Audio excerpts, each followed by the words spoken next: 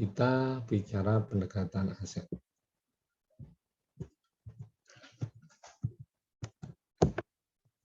Oke, nah ini bagian yang pertama kita akan membahas satu metode gitu ya. Di pendekatan aset ini ada 2 metode dan kita untuk hari ini kita membahas satu metode dan satu metodenya akan kita bahas berikutnya. Di dalam beberapa literatur pendekatan ini bisa dinamakan juga pendekatan neraca gitu ya.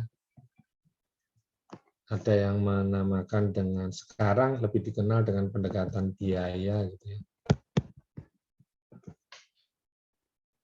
Ada yang bisa memberikan penjelasan logisnya gitu ya. Kenapa kok dikasih nama aset, neraca atau biaya gitu. Silakan.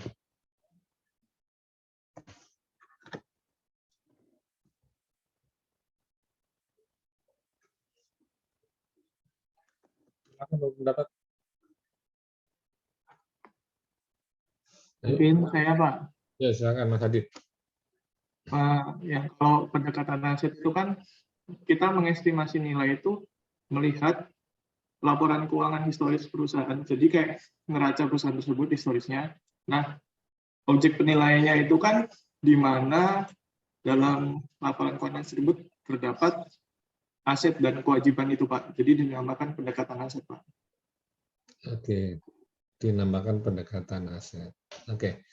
Jadi kenapa kita namakan pendekatan aset? Sebenarnya basisnya tetap kita bicara pada, sebenarnya kita akan menentukan apa sih? Bisa menentukan nilai ekuitas, bisa menentukan nilai perusahaan atau penilaian entitas. Nah, di dalam menentukan nilai-nilai ini, maka basisnya adalah neraca.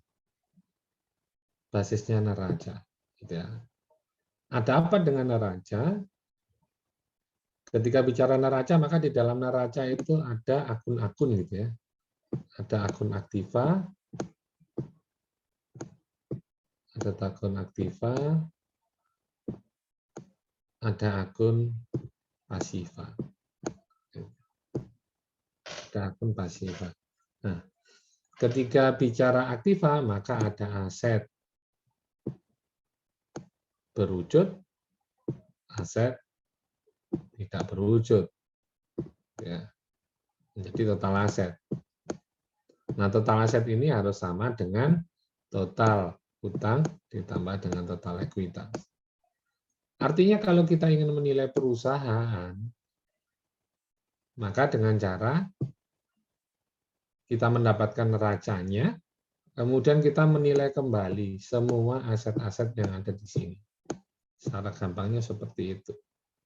Sehingga secara total akan identik dengan total hutang plus total ekuitas. Jadi kalau nilai perusahaan ya sama aja dengan nilai aset-aset ini. Bagaimana kalau kita ingin menentukan ekuitasnya? Ya secara sederhana, seluruh total aset ini dikurangi dengan total hutangnya. Kenapa kemudian disebut pendekatan aset maupun pendekatan neraca? Jadi konsepnya kita tetap sama dengan harta, bahasa sederhana kalau diakutansi total aset sama dengan total ekuitas ditambah dengan total kewajiban atau total liabilities. Total hutang. Sehingga kalau kita menilai ekuitas, maka ya ini dikurangi total aset, dikurangi dengan liabilities-nya, hutangnya.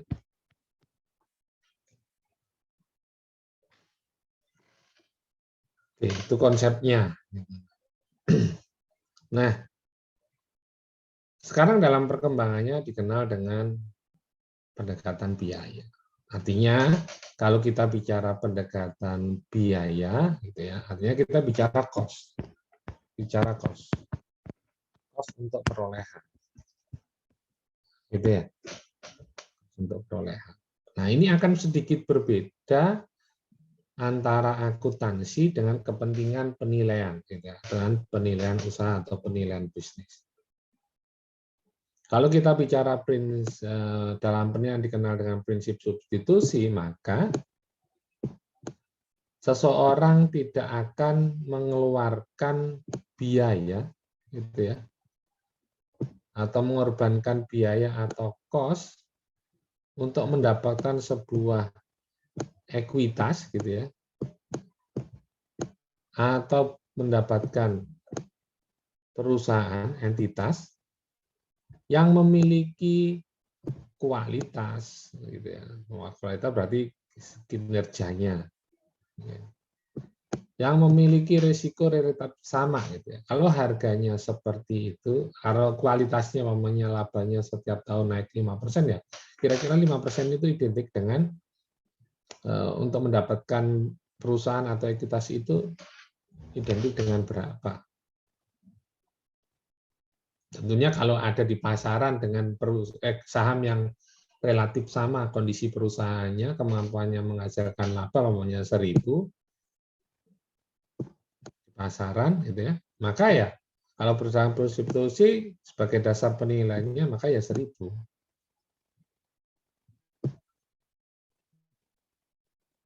Nah, ini kalau bicara pemahaman kita terkait dengan penilaian. Baik penilaian properti, kalau kita udah tahu ya ngomong properti itu sebenarnya bisa bisnis maupun bisa real properti maupun personal properti termasuk saham.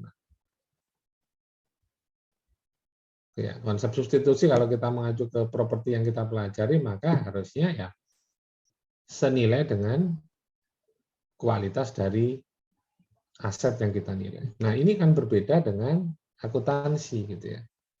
Kalau akuntansi bicara cost adalah cost perolehan. Bicara cost perolehan berarti bicaranya historis. Kalau berbentuk aset kalau kita membentuk aset berwujud yang di sini, gitu ya, ataupun tidak berwujud, maka ya dikurangi dengan penyusutan ataupun amortisasi, kan gitu. Kalau secara akuntansi seperti itu. Nah, konsepnya sudah menjadi berbeda. Kalau substitusi kita, ya kualitasnya berapa, maka kita bisa mendekatinya dengan apa? Dengan pendekatan biaya, dengan pendekatan pasar, dengan pendekatan pendapatan. Yang semuanya merujuk pada kondisi. Mau pendekatan apapun, base-nya kan sebenarnya pasar. Base-nya kondisi saat ini. Pendekatan biaya itu walaupun menentukan RCN kan basisnya tetap pasar. Dari mana? Ya Anda menyusun berdasarkan RAB atas source data, sewa alat, sewa molen, gitu ya, kemudian upah tenaga kerja, harga material, kondisi saat ini. Kalau pendekatannya pasar jelas, pasti akan melihat pasar. Pendekatan pendapatan sama aja. Harganya apa? Benar melihat historis, tetapi akan kita sesuaikan dengan kondisi pasar saat ini. Pasaran sekarang berapa tarif kamar, harga kamar, gitu. Nah, kalau bicara akuntansi ya enggak, dulu di awal dibangun berapa. Kalau bicara ekuitas, ketika menilai ekuitasnya akan didasarkan pada cost perolehan dulu. Berapa pertama kali IPO dijual dengan agio atau dengan diskonto, gitu ya. Dengan premi atau dengan diskon. Dan kemudian dicatat. Nah, sampai sekarang bertambah paling dengan laba ditahan, gitu ya, perubahan. Nah, ini akan berbeda dalam konteks penilaian bisnis. Apa? Kalau penilaian bisnis adalah economic benefit, kan? Manfaat ekonominya. Artinya ketika menggunakan prinsip substitusi, tadi juga mendasarkan pada manfaat ekonomik di masa yang akan datang. Makanya kemudian kita harus mempertimbangkan true economic and power. Sehingga kalau bicara cost historis berdasarkan nilai buku tidak akan mencerminkan nilai ekonomis. Karena kalau bicara hutang apalagi di sini, gitu ya, Bisa jadi ada kewajiban yang akan muncul di masa depan dan udah jelas akan muncul. Hutang belum dicatat,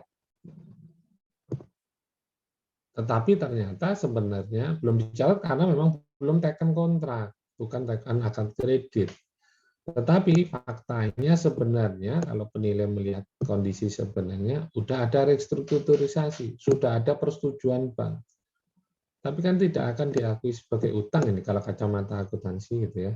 Karena belum ada akad kredit, belum timbul kewajiban untuk mengasuhkan. Tetapi kalau kita penilai on the spot dengan manajemen strategis, oh sudah keluar surat persetujuan keputusan akad kredit tanggal sekian mau akad kredit. Kita tanya manajemen, mau ditandatangani benar nggak? Iya, sudah siap. Artinya apa? Hutang. Jadi kalau bicara begitu, data-data tidak hanya yang ada di buku, tetapi juga yang off balance sheet, gitu ya, itu juga harus dilakukan evaluasi. Oke. Sehingga mencerminkan apa? Mencerminkan untuk kepentingan penilaian bisnis. Tidak serta-merta hanya bicara cost historis. Maka perlu dilakukan revaluasi. Apa yang direvaluasi? Total aset, hutang, kewajiban. Karena sasaran pendekatan ini sebenarnya itu digunakan untuk menilai ekuitas, untuk menilai saham. Menilai saham. Ya. Kita nilai aktiva dan pasiva. Kemudian tentukan nilai dasar standar nilainya apa gitu ya. Umumnya adalah nilai pasar. Pada tanggal berapa? Tanggal penilaian, kan konsepnya gitu. Kalau kita bicara konsep historis, belum tentu mencerminkan kondisi pada tanggal penilaian. Karena namanya historis, apalagi ada penyusutan. Oke, setelah direvaluasi, maka tentu semua aktiva dan pasiva telah direvaluasi. Tujuannya adalah untuk mendapatkan nilai ekuitas, gitu ya. Maka tinggal dikurangi dengan total kewajiban. Kita balik lagi ke konsep akuntansinya tadi. Ya, balik ke konsep akuntansi. Aset sama dengan ekuitas atau saham ditambah dengan utang atau kewajiban.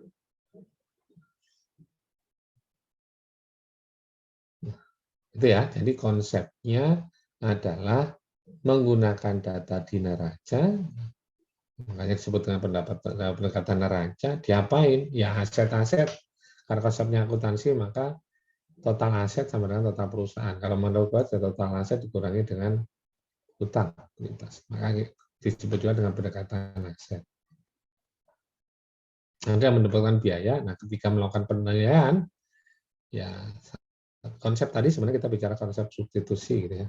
Cost pemerolehan. Kalau bicara cost ekuitas, cost perusahaan, dapatkan perusahaan ya sebenarnya harusnya mendasarkan pada nilai ekonomis dari ekuitas atau penilaian pada saat itu, dan itu berbeda dengan akuntansi sehingga perlu evaluasi sebelum menentukan nilainya. Nah,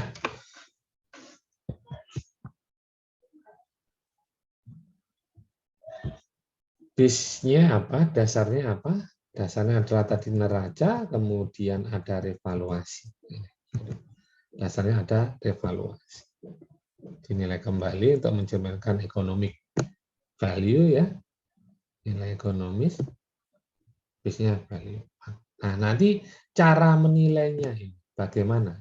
Cara melakukan penilaian bagaimana? Cara menilai utang. Nah, caranya itu nanti ada yang berbeda. Nah, kemudian perbedaan cara inilah dalam menentukan nilai ekuitas maupun nilai perusahaan, karena adanya revaluasi, perbedaan itu kemudian mengakibatkan ada dua metode yang berbeda. Nah, kenapa ada metode asset accumulation sama adjusted? Itu sebenarnya secara teknik perbedaannya terletak pada cara merevaluasi dari apa? Dari aset yang ada di neraca itu. Walaupun tujuan akhirnya sama, menilai ekuitas maupun menilai perusahaan bisa. Ya, tapi secara konsep pendekatan aset ini lebih sesuai untuk menilai ekuitas karena secara rumus tadi kan total aset dikurangi hutang ketemu ekuitas. Oke, jadi untuk melakukan pendekatan ini nilai didasarkan pada data yang ada di laporan keuangan historis. Caranya gimana? Untuk mencerminkan nilai ekonomisnya, maka seluruh aset dan kewajiban direval. Kenapa kok direval? Ya karena tidak mencerminkan nilai ekonomisnya, lebih kepada nilai bukunya, itu nilai historis kalau di keuangan. Dan ini tidak sesuai dengan konsep substitusi tadi, prinsip substitusi. Itu.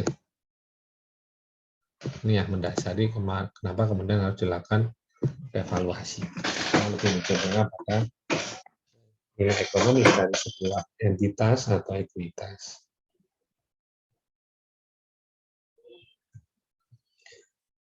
Oke, tadi sudah saya sampaikan kalau nilai ini lebih untuk menilai ekuitas. Lebih untuk menilai ekuitas.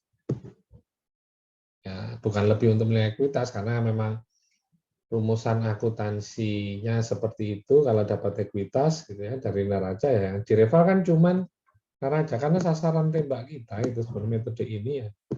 Karena tadi sini total aset berwujud, aset tidak berwujud, ini ada hutang, dan ini ada ekuitas. Nah, rumusnya kan ini dikurangi ini, ketemu ini.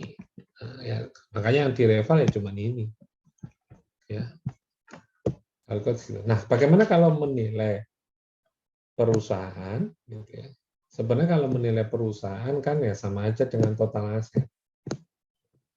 Total aset. Gitu ya. Sebenarnya dengan total aset. Nah, total aset kan sudah kita revaluasi, Pak. Sama dong gitu dengan ini. Nah, ingat kembali bahwa pembiayaan total aset kalau kita bicara konsep penilaian bisnis, maka sebenarnya untuk mendanai biaya operasional itu dari mana kan gitu. Tentu bisa bicara dari day-to-day operation, networking. Networking itu uangnya siapa? Sebenarnya uang perusahaan. Uang perusahaan itu dari mana? Dari investor. Investornya dari mana? Ada dua kan gitu ya. Apa yang diperlukan tahun itu sebenarnya representasi kepemilikan siapa? Pemilikan pemegang saham. Satunya pemegang siapa? Hutang. Gitu. Jangka panjang ya. Kalau hutang dagang kan sebenarnya dia tidak berinvestasi. Itu kebijakan yang dilakukan perusahaan untuk mendapatkan persediaan.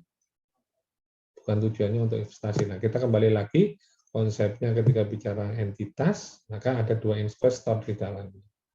Sehingga total perusahaan, total nilai aset yang kita revaluasi ini harus dikurangi dengan hutang yang bukan dari komponen struktur modal atau struktur kapital, yang bukan interest bearing debt. Bicara interest bearing debt, ingat kembali di manajemen keuangan artinya ya semua yang mengandung unsur bunga, sehingga apa? Current liabilities yang mengandung unsur bunga gitu ya, seperti note payable itu juga akan masuk. Tapi kalau hutang dagang atau account receivable itu tidak akan dipertimbangkan. Sehingga minusnya apa? Ya minus yang ini, hutang dagang yang tidak berbunga. Kalau note payable masuk sebagai komponen interest bearing.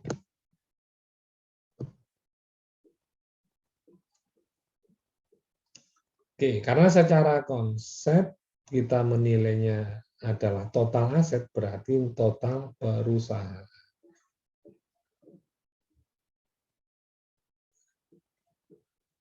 Kenapa kok kemudian bersifat ini? Jelaskan ya, total. Tapi asumsi apa yang mendasari nilai ekuitas, Pak? Nilai ekuitas seluruhnya itu berarti kan gitu ya. Nilai atas seluruhnya, berarti kalau seluruhnya kalau saya beli punya kendali. Jelas itu nilainya mayoritas dan kendali.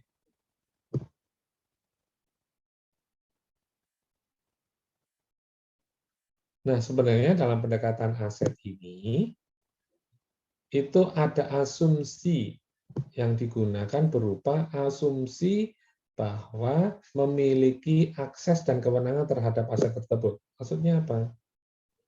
Nah, kalau kita melakukan revaluasi, kalau Anda punya saham minoritas cuma 0,05%, perusahaan, apakah Anda mempunyai kemampuan untuk melakukan akses kepada aset itu untuk dinilai? Ya nggak mungkin. Kebijakan mengambil tax amnesty kalau nggak salah dulu tahun 2013-14 dengan cara harus melakukan revaluasi atas aset-asetnya. Maka itu hanya mungkin dilakukan ketika kita memiliki kendali, gitu ya. Memiliki akses kewenangan terhadap aset tersebut. Mau direval kembali, itu juga bentuk dari kewenangan. Sehingga selain dia menunjukkan total nilai mayoritas, keseluruhan juga memiliki kendali atas aset.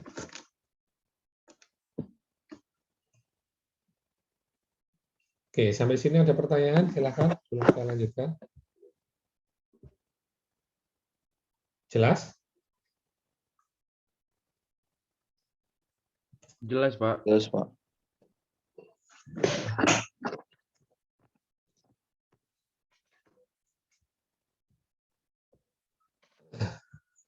Oke. Nah, karena kita menilai kembali, gitu ya, bisa jadi kita ketemu properti. Artinya properti itu, ya kita bicara kualifikasi penilai, ada penilai properti, ada penilai bisnis, gitu ya.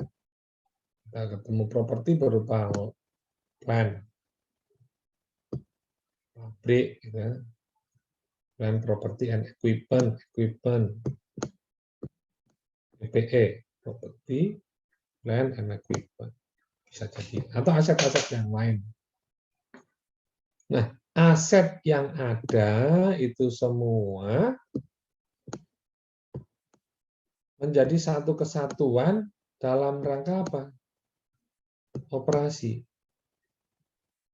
Kalau kita bicara pabriknya, bicara tanahnya, bicara gedung kantornya, bicara mesin-mesinnya, itu bukan merupakan konsepnya. Kalau kita menilai pabrik tanah gitu ya, tanahnya dinilai, pabriknya dinilai, ya memang secara teknik seperti itu akan kita nilai satu per satu. Tetapi pabrik, tanah, kendaraan gitu ya, walaupun dinilai satu per satu, tapi kita harus pahami bahwa itu merupakan bagian satu kesatuan aset yang dipergunakan dalam operasi perusahaan, yang going concern, yang akan berlangsung selamanya, yang akan menghasilkan pendapatan dari operasi itu. Sehingga value-nya itu lebih pada value and continued use. Kalau kita lihat dulu ada nilai itu kan bisa menjadi, kalau bicara likuidasi gitu ya, kemarin ada assembly gitu ya, kemudian piecemeal gitu ya, satu persatu unit, atau post liquidation. Nah, mungkin secara properti ya kita akan, kalau pendekatannya properti murni, kita akan melihat ya kayak likuidasi. Berapa nilai jual aset itu per, apakah menjadi satu kesatuan ataukah menjadi satu atau terpisah gitu ya. Tapi dalam kondisi perusahaan yang tidak beroperasi. Nah, konteksnya kalau kita bicara pendekatan aset ini, kita lebih sebagai satu kesatuan gitu ya, dalam rangka operasi going concern. Sehingga apa? Ketika melakukan evaluasi, maka konteksnya sebenarnya kita lebih memperhatikan pada use value, value and use. Melihat pada produktivitas dan kontribusi aset. Nah, ketika bicara produktivitas dan kontribusi aset dalam kegiatan operasi, maka kita harus jeli memahaminya bahwa itu merupakan kontribusi dari aset berwujud maupun aset tidak berwujud.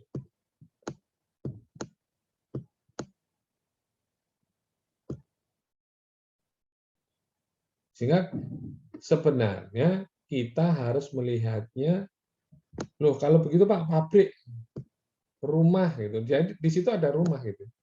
Ada rumah, ada rumah gitu ya. Di komplek industri perusahaan. Nah, di kawasan situ zoningnya juga industri. Maka kalau Anda melihatnya sekedar yang tadi konsep likuidasi gitu ya, bukan melihat pakai going concern. Kalau bisa itu maksud saya gini, Anda melihatnya properti murni sebagai bagian yang terpisah walaupun nilai terpisah. Tetapi kemudian Anda melakukan analisa HBU. Nah, kalau value and use kan tidak melihat pada HBU-nya.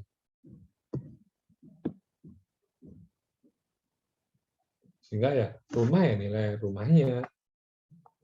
Jangan kemudian Anda dengan, oh ini kan di kawasan industri, harusnya pabrik yang lebih optimal gitu. Nah, oke, jadi Anda lebih melihat pada satu kesatuan, value and use, melihat produktivitas, sehingga Anda perlu mengidentifikasi secara tepat mana yang aset berwujud, mana yang tidak berwujud. Karena apa? Baik aset berwujud maupun tidak berwujud itu sebagai satu kesatuan untuk menghasilkan pendapatan melalui kegiatan operasi yang going concern. Oke, ini udah ya. Sudah kita bahas, artinya apa? Saya lebih menekankan di sini itu bahwa ada model ini loh. Model ini. Nah, kalau kayak yang tadi, satu metode yang sudah saya ceritakan bahwa total aset dikurangi dengan hutang. Nah, ini sebenarnya kita bicara model ekuitas gitu ya. Ekuitas. Dengan cara apa? Dengan cara merevaluasi ini sama ini. Nah, ketika metodenya seperti ini, maka ada dua model cara terkait merevaluasi.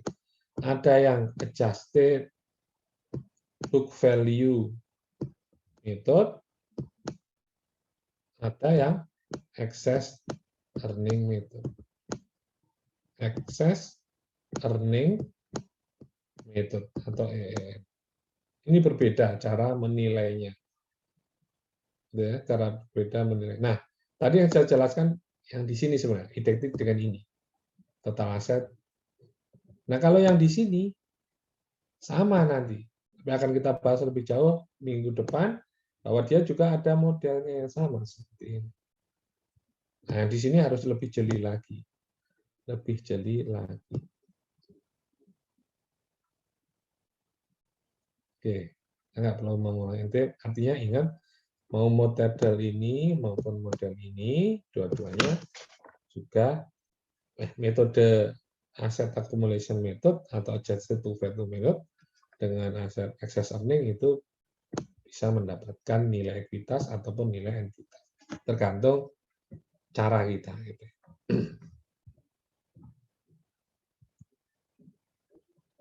Metodenya ada dua, di buku sudah ada.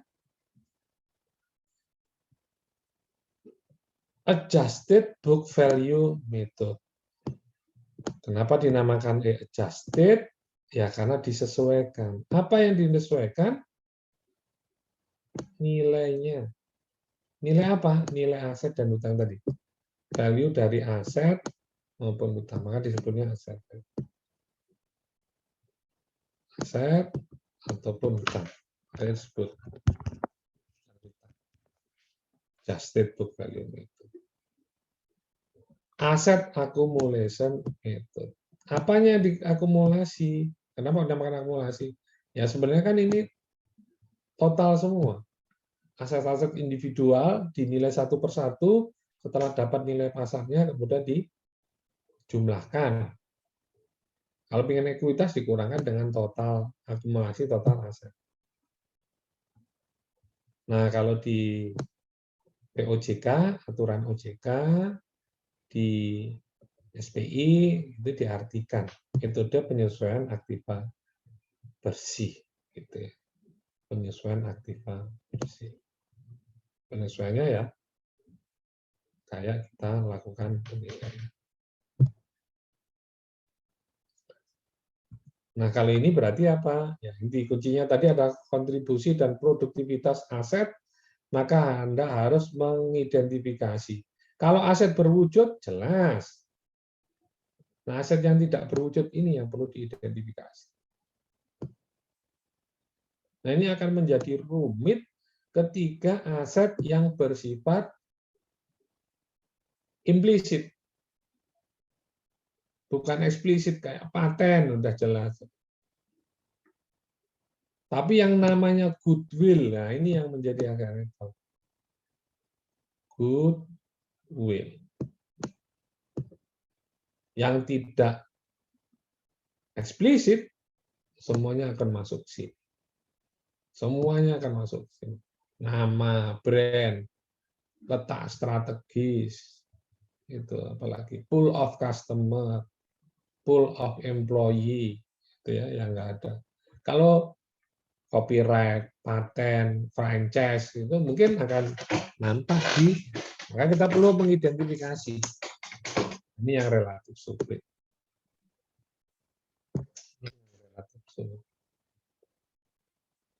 Oke, setelah Anda mampu mengidentifikasi, maka semua aset tidak berwujud dan aset berwujud maupun hutang Anda nilai satu per satu.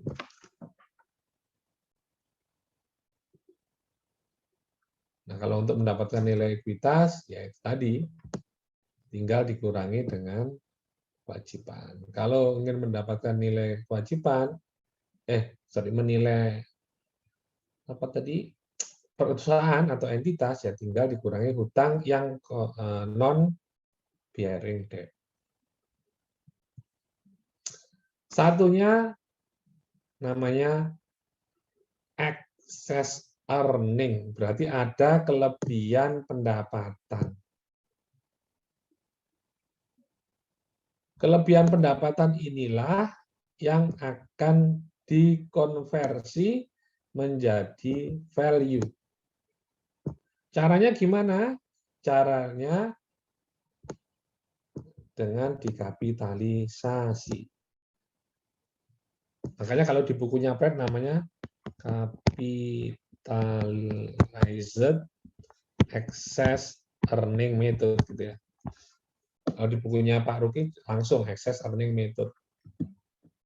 Di Indonesia terjemahannya lebih mirip dengan terjemahan dari bukunya Pratt, yang kapitalisasi kelebihan pendapatan atau capitalized excess earning method. Berarti apa? Menentukan nilainya dengan dikapitalisasi. Pertanyaan saya, ini untuk menentukan nilai yang mana nih? Hutang, total aset, atau aset yang berwujud ada, atau aset tidak berwujud?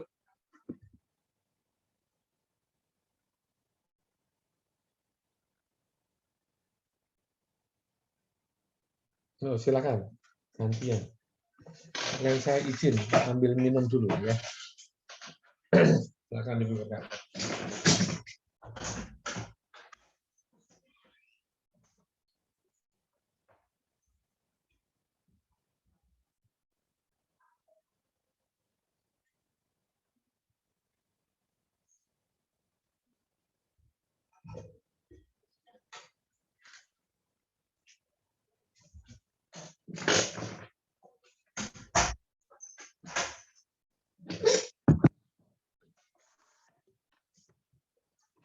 Yuk.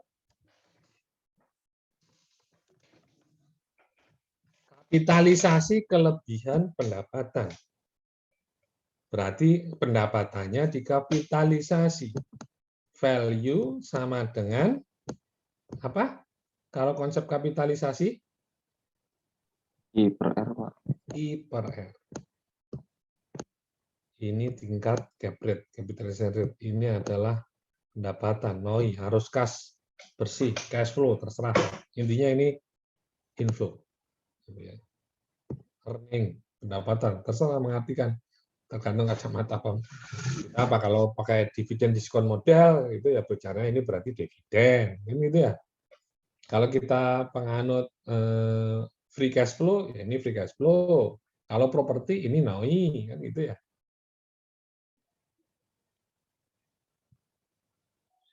Kalau obligasi, ya ini kuponnya. Kapitalisasinya pakai yield to maturity, kampungnya gitu. Value. Nah, pertanyaan saya, ini value-nya siapa? Yo, ini value-nya siapa? Dalam konteks metode capitalism. Aset tak berwujudnya, Pak. Oke, good. Ini aset tak berwujud.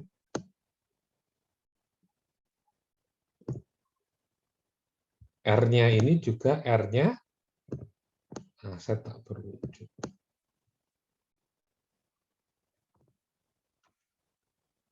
Oke, sehingga apa perbedaannya?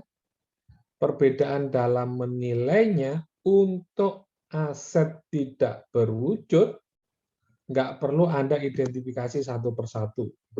Kalau yang paten jelas. Nah, yang lain-lain nih yang nggak jelas, nggak tercantum di neraca itu yang berupa goodwill itu apa aja, nggak perlu Anda identifikasi satu persatu. Tapi cukup Anda gunakan secara kolektif. Nilainya direpresentasikan dari apa? Dari aliran pendapatan,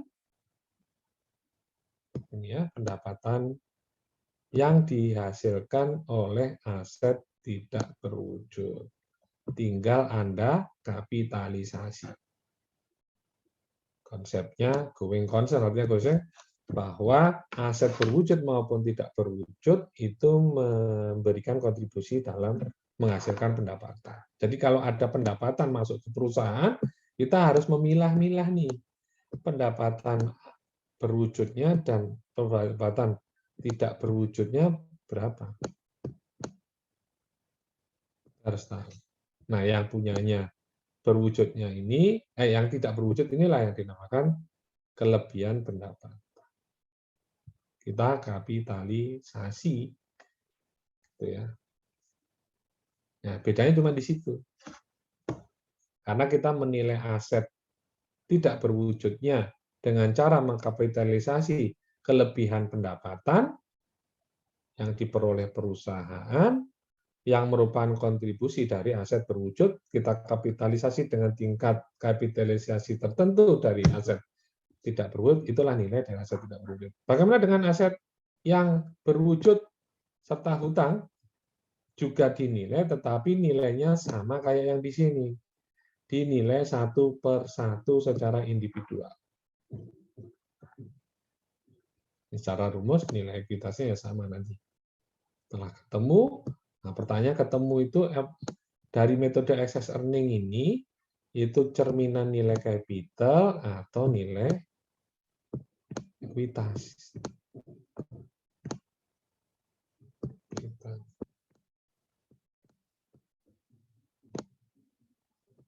Kalau cerminannya kapital, ya tinggal Anda kurangi hutang. Tapi Anda bisa juga dari awal sudah menentukan angka-angka yang digunakan di sini berupa aliran pendapatan yang masuk ke perusahaan itu sudah dikurangi hutang, maka nanti nilainya sudah mencerminkan ekuitas. Tapi kalau belum dari awal belum dihilangkan dengan unsur hutang, ya berarti nilainya kapital. Nanti harus kurangi hutang. Itu aja.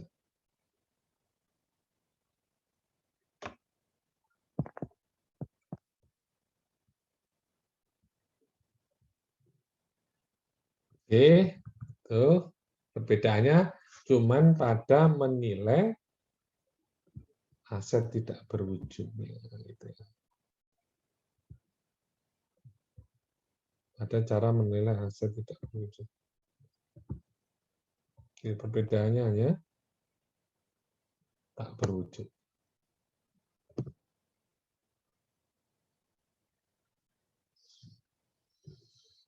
Oke, Coba kita lihat bagaimana ketentuan di SPI maupun di OJK gitu ya terkait dengan pendekatan pendapatan gitu ya. Pendekatan aset ini. Kalau ketentuannya ya bisnis, kalau penilaian bisnis itu kalau bicara SPI ya 330. Induknya 330. Ya, 330 itu 3 pendekatan ada semua. Pasar, pendapatan, maupun aset. Ada semua. Atur semuanya di sini. Ini juga semuanya diatur. Nah, namun ketika nanti bicara aset berwujudnya, ini juga diatur tersendiri sebagai lebih detail. Aset tidak berwujudnya, ini juga ada lagi.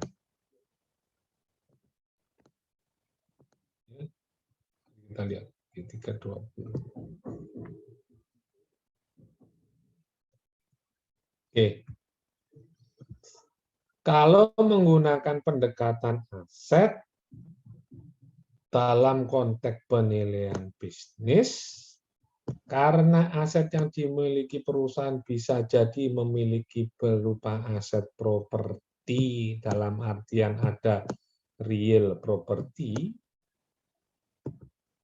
maupun personal property, maka penilai yang terlibat dalam penilaian bisnis dengan pendekatan aset ini harus memiliki kualifikasi keduanya, baik properti maupun bisnis. Bisa paham penilaian bisnis dan penilaian properti gitu ya. Artinya kalau kita kerja di DJKN, di Pemda, kemudian di DJP, ya kualifikasi pendidikan yang kita peroleh berdasarkan diklat-diklat yang pernah mengikuti diklat properti maupun bisnis dan lulus di kedua diklat itu. Kalau di swasta atau pabrik, maka dia memiliki kualifikasi penilai P dan penilai B. Gitu. Kalau udah ini berarti bisa menilai dua-duanya. Tapi kalau hanya menilai properti tok, ya dia nggak bakal bisa menilai bisnis. Atau dia hanya pilih bisnis, ya hanya bisa menilai bisnis, tapi ketika pendekatan aset dia tidak mungkin. Karena nggak mempunyai kualifikasi. Tapi apakah artinya dia tidak bisa memiliki gitu ya? Di aturan ini lebih mengatur ke publik, tetap bisa, tetapi harus menggunakan tenaga penilai properti. Kalau tidak kompeten, berarti dasar angka-angka reval itu harus didasarkan pada laporan penilaian yang terpisah berupa laporan penilaian properti dari penilai memiliki kualifikasi properti. Itu kalau di swasta. Kalau di pemerintah gimana, Pak? Nah, kalau di pemerintah itu terutama itu ya levelnya adalah level penilai, misal di DJP gitu. Untuk bisa menilai bisnis itu levelnya sudah harus penilai. Artinya penilai itu sudah mempunyai kualifikasi ya bisnis maupun properti. Kalau masih asisten penilai, nah dia hanya bicara pada properti. Kecuali yang paling tinggi apa ya terampil atau mahir boleh membantu. Kalau di DJKN, ya kalau di DJKN penilai bisnis ini udah masuk level pada penilai madya. Kalau di DJKN nggak ada asisten gitu ya. Kalau di sana semua harus S1, level S1. Ya kalau udah memiliki kualifikasi penilai gitu ya, maka penilai bisnis itu adalah penilai madya. Artinya apa? Ketika menjadi penilai madya, dia pasti sudah memiliki kualifikasi penilai properti, baik properti sederhana maupun properti yang khusus gitu ya. High-rise building, Kalau gitu ya. Artinya apa? Ya, udah bisa. Yang menilai jelas bisnis itu orang penilaian mati ya, nggak mungkin. Kalau di DPP harus penilai yang kualifikasi baik bisnis maupun properti. Gitu ya, pada level tertentu juga. Kalau penilai di sini juga ada pertama, muda, dan madya. Gitu. Di JJKN sampai 4 levelingnya. Pertama, muda, madya, dan utama. Oke. Nah, penilai bisnis itu pada level tertentu. Dan dia sudah otomatis malah, karena kalau dianggap yang paling kualifikasi yang bisnis sama properti itu kualifikasinya lebih tinggian bisnis gitu ya. Leveling di sehingga otomatis dia kalau udah bisa menilai bisnis pasti bisa menilai properti.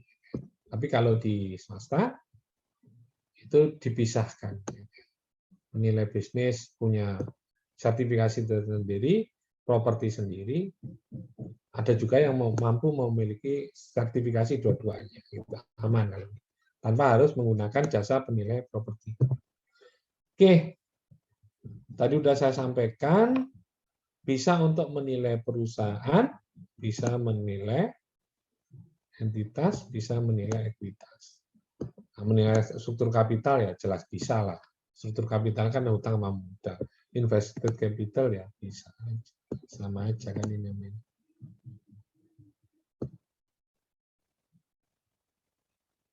Cuma nanti penggunaannya ekuitas perusahaan yang seperti apa? Kalau perusahaan kayak apa ya? Perusahaan kayak lebih banyak pada aset tak berwujudnya yang dimiliki. Gitu. Layak nggak menggunakan ini? Perusahaan yang pendapatannya bagus, historisnya bagus, going concern, trennya bagus, gitu ya. Boleh nggak menggunakan ini? Atau perusahaan yang pendapatannya seperti ini, kira-kira cocok mau mana ini? Pakai aset, pakai pendapatan, atau pakai... Nah, ini sudah diatur juga. Oke, cara menentukan nilai indikasi kalau ekuitas tadi sudah sampaikan seperti itu, gitu ya. Ketentuannya juga diatur sama.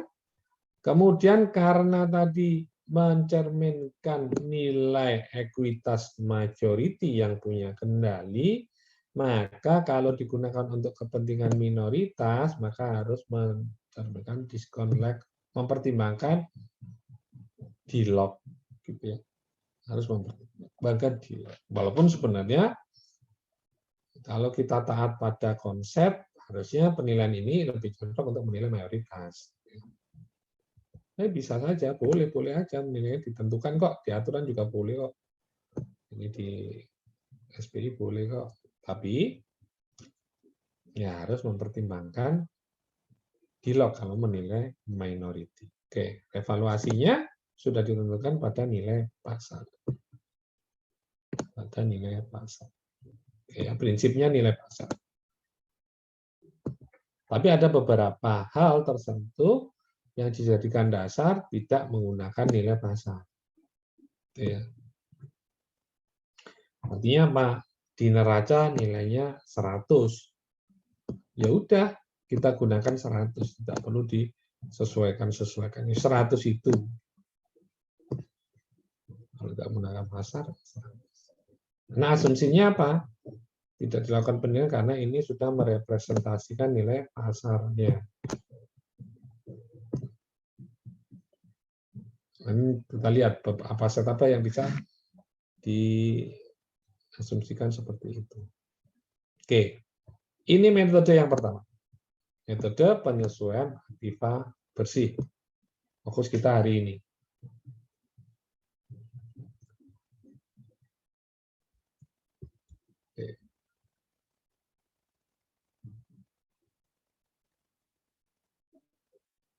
Oke. Metode penyesuaian aktiva bersih, ini tadi kan boleh ya, pendekatan aset itu boleh untuk menilai baik ekuitas maupun menilai perusahaan. Ekuitas atau perusahaan. Ekuitas yang seperti apa? Yang heavy based on fixed asset company. Artinya lebih banyak padat modal. modal. Artinya padat modal itu bukan banyak saham, banyak modal, bukan. Maksudnya kalau padat modal kan ada dua kan. Sering kali ngomong padat modal atau padat karya. Gitu. Kalau padat modal itu berarti perusahaan itu banyak menggunakan aset berwujud yang dibantu dengan barang modal. Apa barang modal? Barang yang digunakan untuk memproduksi barang lain. Artinya apa? Ya berarti punya pabrik.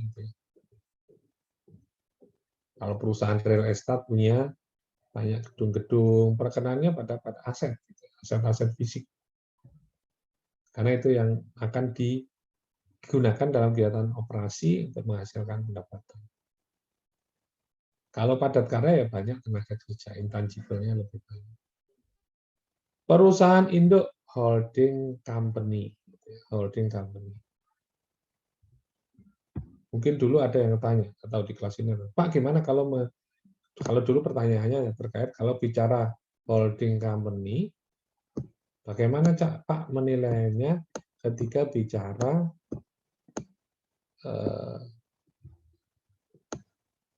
ini punya lagi gitu ya, ini mungkin punya lagi gitu ya.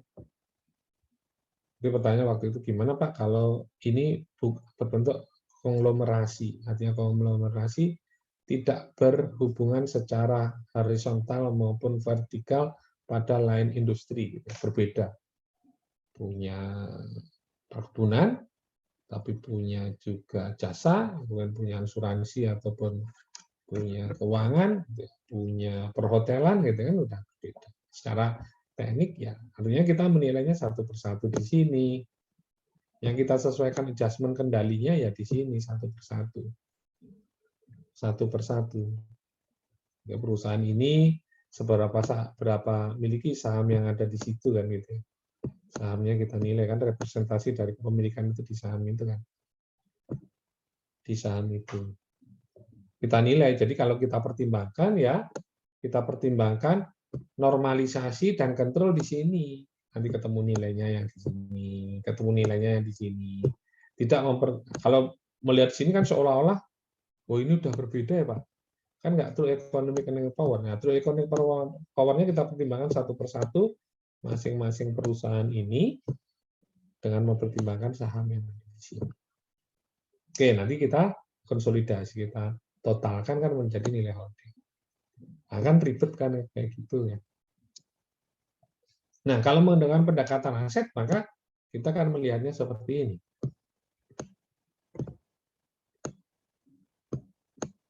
Total aset, hutang tadi ya, sama ekuitas. Bicara total aset kan di sini ada berwujud dan tidak berwujud ya, berwujud, tidak berwujud. Nah, ketika tidak berwujud kan macam-macam nih. Ada current liabilities, ya, contohnya ya. Nah, current liabilities itu dari apa? Kas, piutang, ya kan?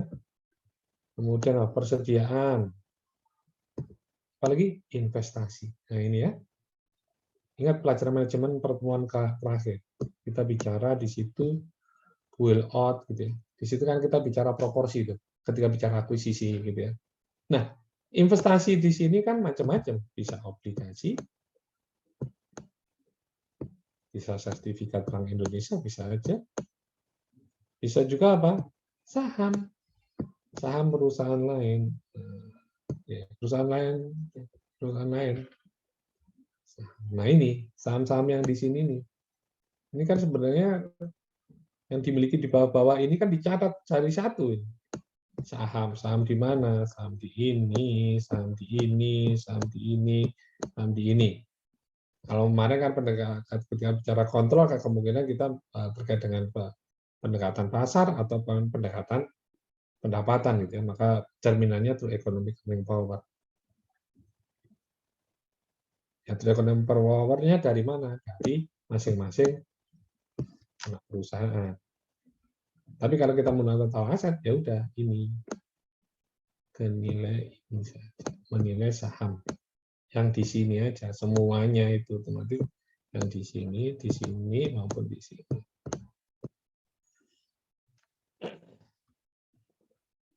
Oke, perusahaan holding.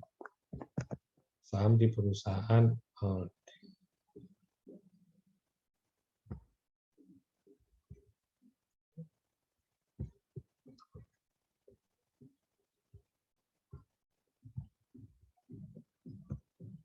Ya, jadi nanti ketika seperti ini ya udah, untuk menerima perusahaan holding di sini aset-aset tadi dinilai kan, dinilai termasuk sekuritas tadi dinilai juga untuk total aja kurangi utang ya ketemu ekuitas yang di sini. Oke, perusahaan yang apa? Memiliki dan atau menguasai aset berwujud yang jumlahnya signifikan, gitu ya. Jelas. Memiliki tenaga kerja yang relatif kecil, ya, karena dia padat modal bukan padat karya. Aset berwujudnya tidak signifikan. Tidak signifikan. Anda bisa menggunakan metode adjusted book value method atau asset accumulation method.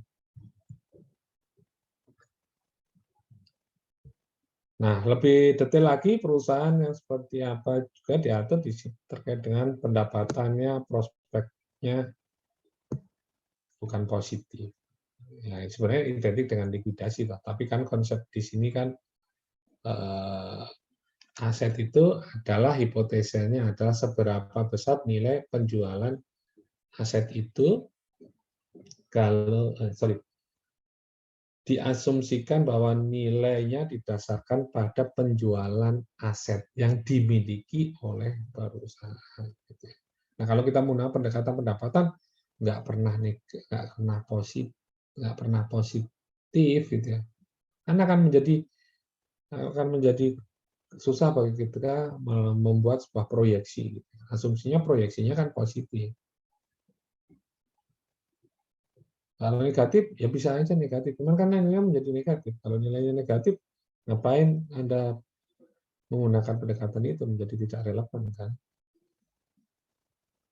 Kemudian pendapatannya juga fluktuatif, tadi sudah saya sampaikan. Nah, kalau pendapatan berfluktuatif, pertumbuhannya ada negatif, ada positif. Ini kalau Anda hitung trennya kan agak susah untuk mendapatkan tren pertumbuhannya. Maka bisa menggunakan pendekatan aset. Kemampuannya untuk going concern.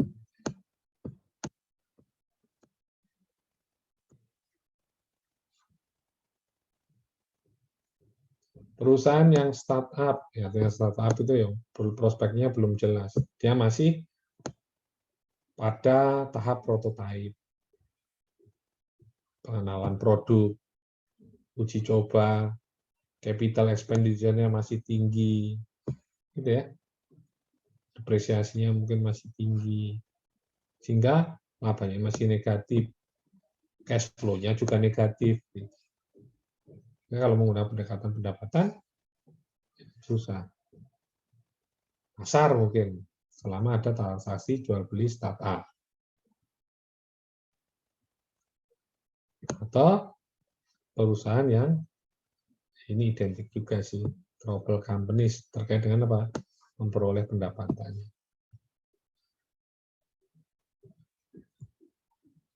Oke, itu tadi bicara bisa digunakan untuk menilai entitas dan ekuitas dengan beberapa kondisi. Beberapa kondisi. Nah, sekarang kita bicara bagaimana cara menilainya. Nah, nilai pasar, intinya dinilai menuju nilai pasar.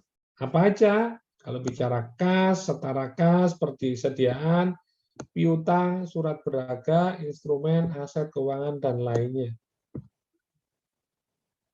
Artinya apa? Anda bisa menggunakan nilai pasar atau ya udah tidak perlu kita nilai karena face value-nya sudah dianggap mencerminkan nilai pasar. Contoh, uang kas. Ya, masa kalau uang kas 100.000, kemudian Anda berpikirnya kayak penilai properti, Pak, uang 100.000-nya sudah ketumpahan kopi. ada belang coklat, terus kemudian ada, wah ini depresiasi Pak, nilainya nggak 100.000. Nggak juga kan? Ya tetap 100.000 walaupun Anda sobek, kadang-kadang Anda sobek, bukan lakban, Anda selotip kan Mas ya? Kalau sobek dikit, masih laku kan 100.000-nya. Kecuali kalau udah lecek, sobeknya banyak, terus kemudian ada sambung dengan lakban warna coklat, biasanya nggak mau, gitu. Karena terlalu parah gitu. Tapi kalau sobek dikit ya nggak, kemudian Anda depresiasi nilai sobek, ketumpahan kopi, berapa ya penyusutannya gitu. Kan enggak juga. Oke, itu kalau bicara aset tertentu, ya udah menggunakan base value.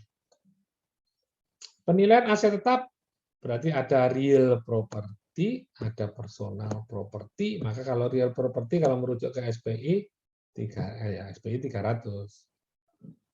Personal property ya SPI 31. Kalau DJP gimana? Ya penilaian untuk kepentingan perpajakan SE 05 gitu ya. Kalau di DJKN ya PMK terkait 173 atau terkait dengan PMK Perdijen terkait dengan penilaian BUMN yang di bawah kendali Kementerian Keuangan. Real property apa real property?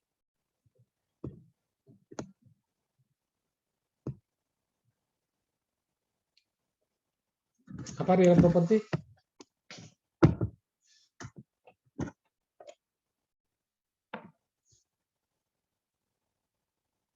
Apa real property? Mosok sih? Udah tingkat terakhir loh, nggak ada yang ngomong satu pun. Tanah, bangunan gitu ya Pak ya? Tanah dan bangunan. Sepakat? Dan haknya, Pak.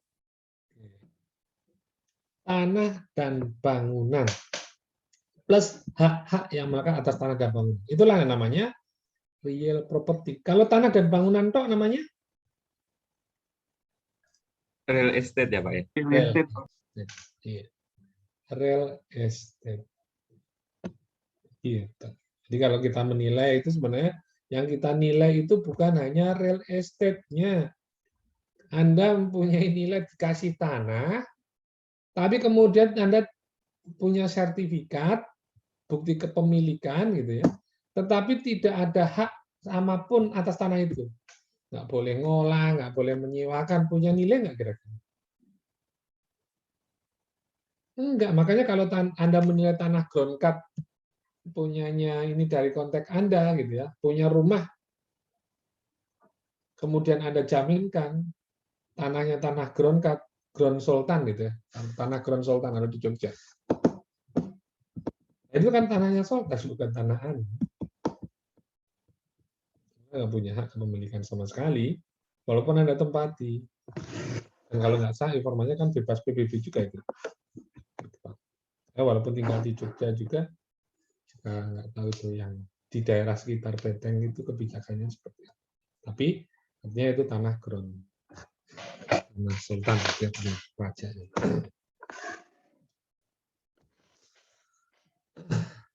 Oke. Kalau personal property ya movable aset gitu ya, movable property yang bisa dipindah tangan, barang bergerak gitu ya.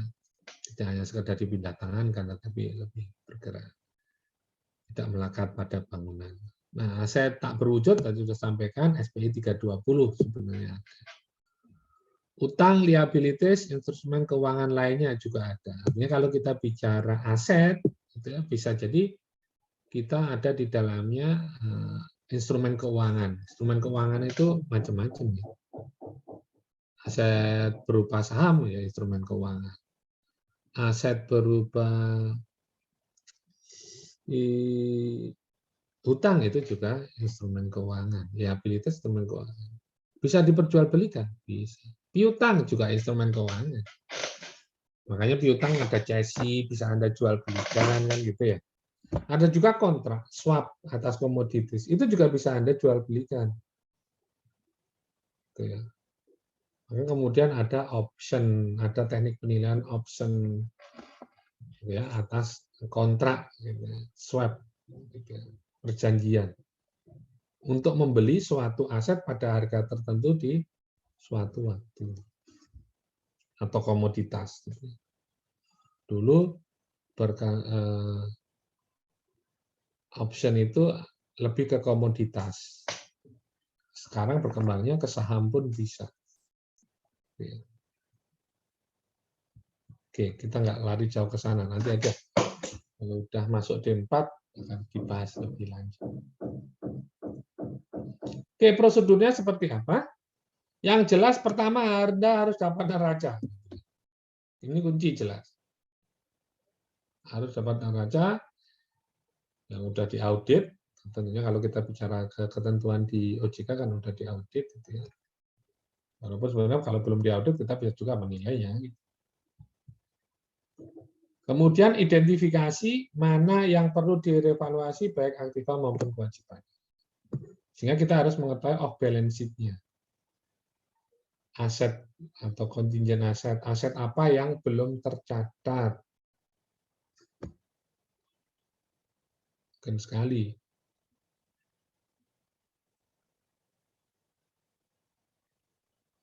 Off balance sheet, kontingen tadi contoh hutang tadi yang udah restrukturisasi.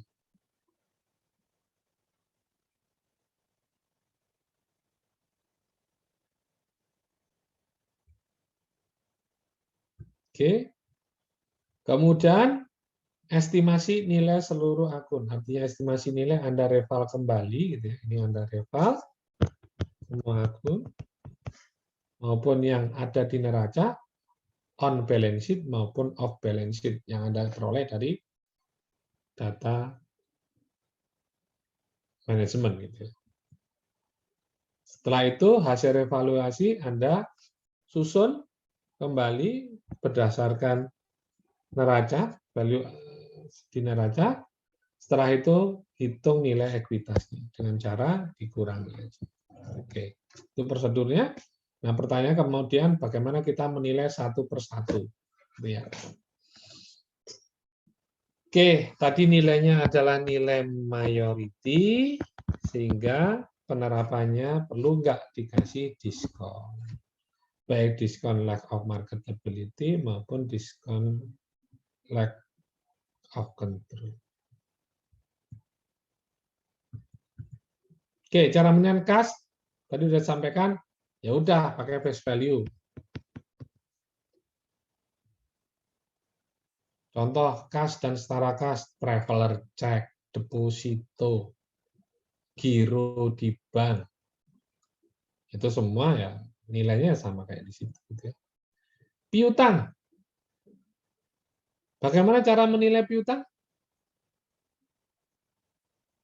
Kan ini Anda sesuaikan kan pertanyaan adjusted book value. Ini cara menilai piutang?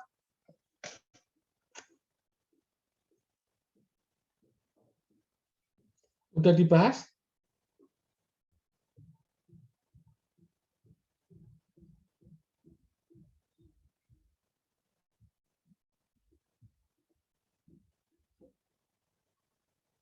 Udah dibahas belum?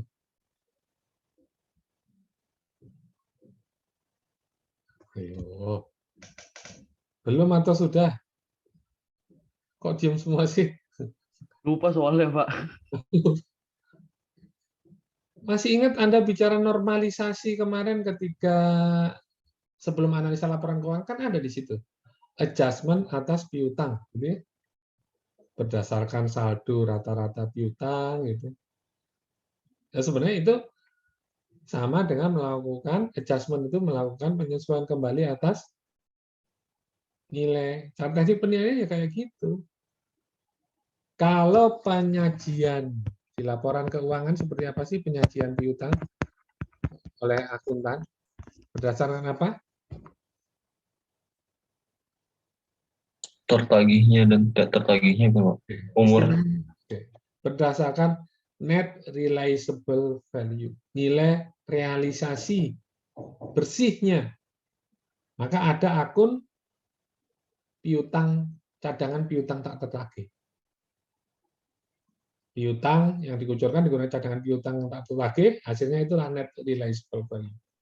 Nah, kita sebagai penilai melihat apakah kebijakan terkait dengan rate off atau pencadangan piutangnya itu sudah tepat enggak?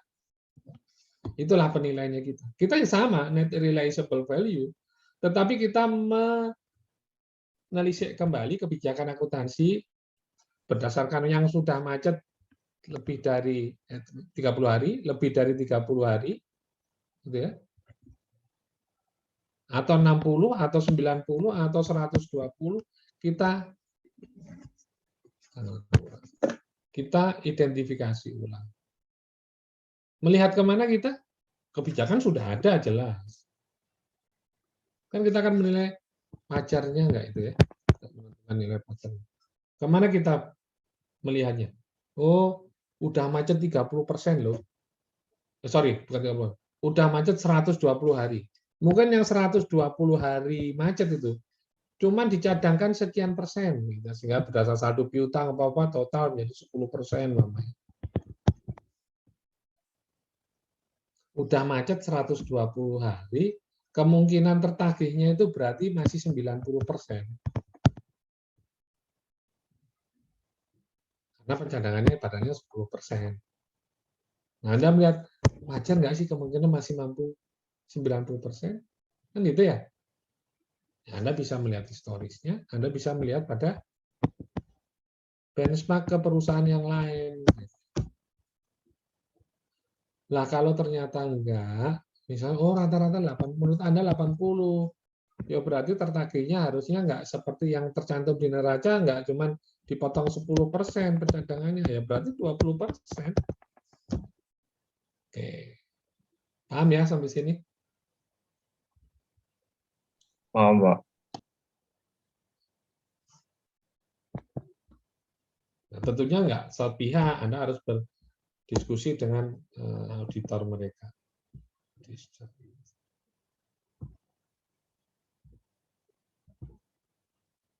Oke, kemudian bicara persediaan. Persediaan, nah, kalau ini lengkap ya, kalau perusahaan ada bahan baku, barang dalam proses, barang jadi, ini berarti perusahaannya biasanya perusahaan apa? Dagang. Betul, Pak. Manufaktur, gitu ya. Lah kalau barangnya jadi, ya gampang. Sudah jadi kursi, ya udah harga pasaran kursi rata-rata itu sekarang berapa? Harga jualnya berapa dikurangi dengan ongkos angkut, biaya pengiriman, gitu ya. Tadi murni harga jualnya berapa? Netnya berapa? Kalau bahan baku, ya harga bahan baku sekarang itu pasarannya seberapa?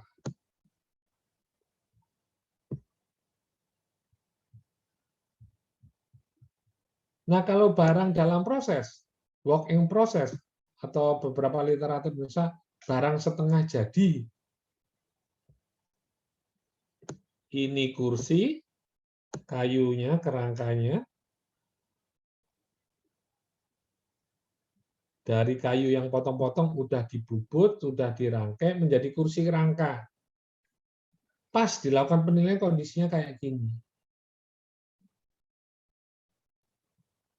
Nah, untuk menentukan ini, ya, maka dia melihat nih, harga yang barang jadi tadi berapa ya bersihnya? Oh, ini. Ini kalau kursi jadi, udah dipelitur, udah dikasih sofa, ini sofa, anggap aja sofa. Anggap aja ini sofa. Udah ditambah sofa, udah dipelitur sehingga kencling gitu ya. Nah, kayak gini. Ini adalah 100.000 namanya. 100.000. Diketahui sofanya ini kalau dipasang, ya, yang belum dipasang ini,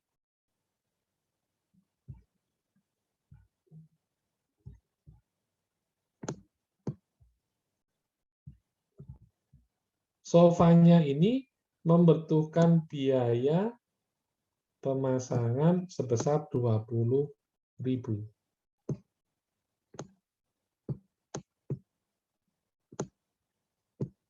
Sedangkan finishing berupa pernis, gitu ya, pernis atau apa namanya itu? Apa sih namanya? Bukan di pernis ya kayaknya. Pokoknya biar lebih mengkilat gitu ya. Itu menjadi biayanya 10.000 sehingga menjadi. Pertanyaannya, datanya ini seperti ini nih. Harga jualnya segini, ini pasang jok sofanya, ini pasang berapa nilainya ini? Berapa value-nya? 70.000, Pak. Dikurangin Pak, 70.000 Pak. Ya, 70.000. Nah, metode apa yang Anda gunakan? Pendekatan barang jadi ya Pak.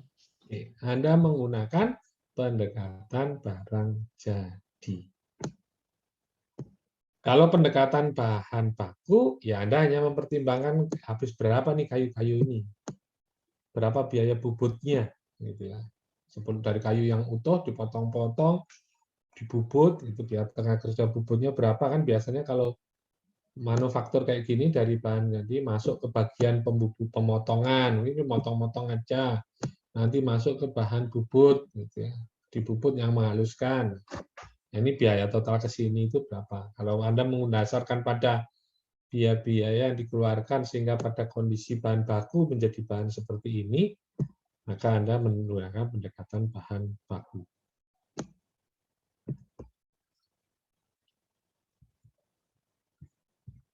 Oke, tanah. Nah, ini berarti orang properti. Anda sudah menilai, sudah tahu, gitu ya. Nggak perlu saya jelaskan. Oke, tanah. Menilai bangunan dan land and other improvement. Ada pagar, ada apa, gitu. Mau hotel, apa. Nah, Anda juga udah tahu.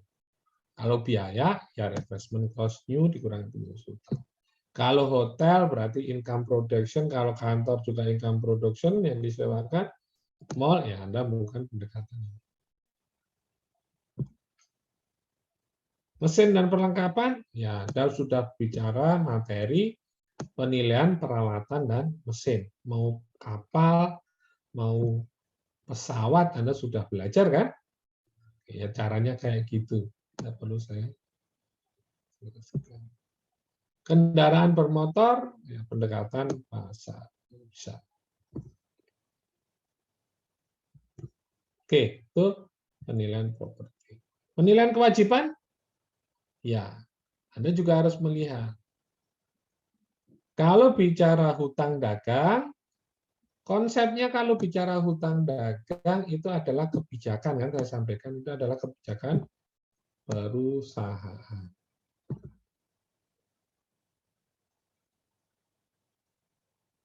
Sehingga apa? Sebenarnya ini kaitannya dengan tidak mempertimbangkan investor pemegang kredit atau enggak, itu kebijakan perusahaan kan, uangnya uang diputar dari pemegang saham.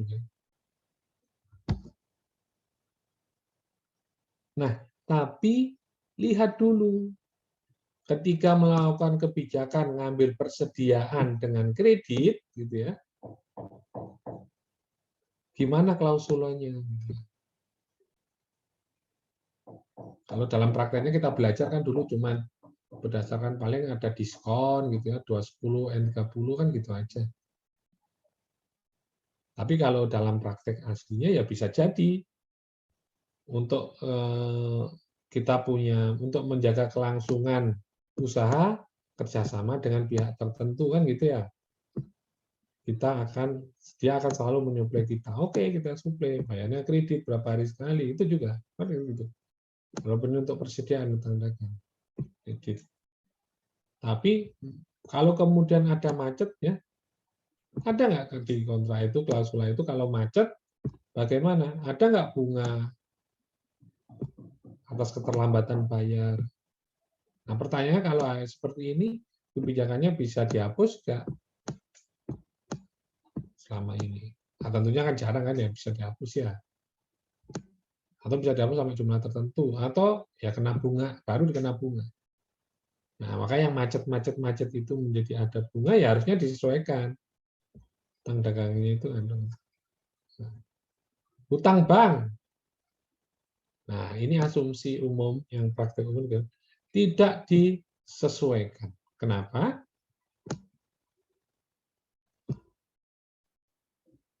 Hutang dengan menggunakan mekanisme perbankan itu dianggap sudah menciptakan pasarnya. Kenapa ya? Kalau kita hutang di bank kan biasanya pakai floating kan gitu ya. Walaupun flat itu kan angsuran kita itu sebenarnya sudah juga mempertimbangkan risiko yang akan terjadi di masa depan. Kan gitu. Kalau floating ya mengikuti aja. Kalau flat ya kita tidak akan berpengaruh kenaikan suku bunga, penurunan suku bunga, tetapi biasanya ya udah itu sudah dipertimbangkan ketika menentukan besarannya angsuran hutang plus bunganya itu. Udah. Sehingga relatif lebih tinggi angsurannya kan gitu ya. Kalau floating ya mengikuti ketika turun ya turun, kalau tinggi ya tinggi gitu. Sehingga kalau menggunakan utang bank asumsinya sudah sesuai. Tidak perlu dinilai. Kecuali dari hutang yang sudah dimiliki tadi ada masalah. Minta apa? Restrukturisasi. Nah, bentuk restrukturisasi itu kan bisa satu jadwal ulang, diperpanjang angsurannya, jangka waktunya. Kalau diperpanjang jangka waktunya, angsurnya tentunya akan bunganya menjadi berubah. Atau pengucuran dana lagi itu bisa, kucur lagi.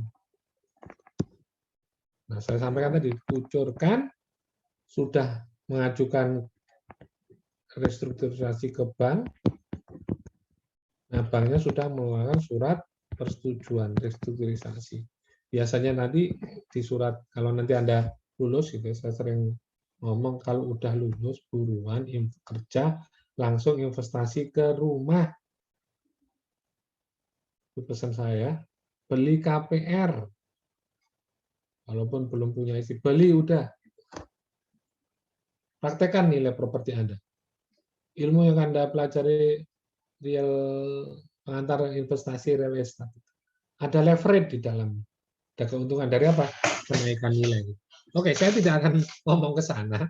Tapi intinya ketika Anda mengajukan KPR, maka nanti pasti ada pertimbangan Anda, ada berkas, segala macam kan, penghasilan Anda berapa, nah keluarlah. Kalau memang Anda layak dikasih kredit, ya surat persetujuan ini. Di surat persetujuan itu ngomong, Anda disetujui nilainya sekian, jangka waktunya berapa, kapan harus tanda tangan. Artinya udah kalau ada keluar strukturisasi seperti ini, ya Anda tahu, pastikan, oh udah keluar persetujuan, sudah. Kalau ternyata belum masih proses, belum ada persetujuan, ya berarti kan belum jelas. Tapi kalau udah keluar surat persetujuannya dan dipastikan kapan mau tanda tangan, ke notarisnya kapan, oh 2 hari lagi. Pasti Pak, pasti saya sangat butuh. Apalagi kemudian Anda sesuai dengan rencana strategi, oh iya ini pasti diambil, ya udah, baru Anda pertimbangkan. Ini off balance sheet-nya juga. Belum lagi yang hutang-hutang menang berperkara, gitu ya, punya kewajiban angsur setiap tahun.